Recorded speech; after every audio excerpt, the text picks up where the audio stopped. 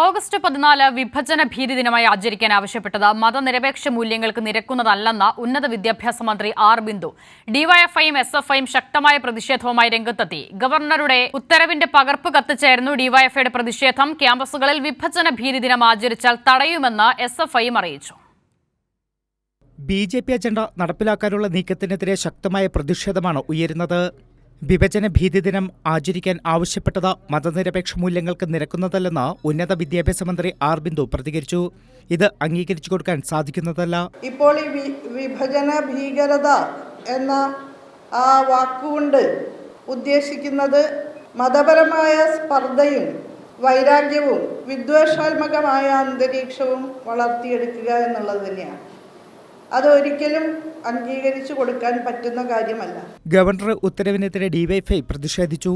കണ്ണൂരിൽ നടന്ന പ്രതിഷേധ റാലി സംസ്ഥാന സെക്രട്ടറി വി കെ സനോജ് ഉദ്ഘാടനം ചെയ്തു.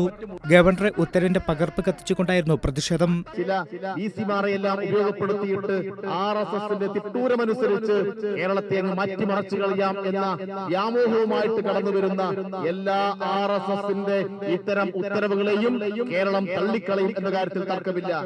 ക്യാമ്പസുകളിൽ ഓഗസ്റ്റ് 14 വിഭജന ഭീതി ദിനാചരണ പരിപാടി നടത്താൻ ശ്രമിച്ചാൽ തടയുമെന്ന് എസ്എഫ്ഐ സംസ്ഥാന സെക്രട്ടറി പി എസ് സഞ്ജീവ് പ്രതികരിച്ചു.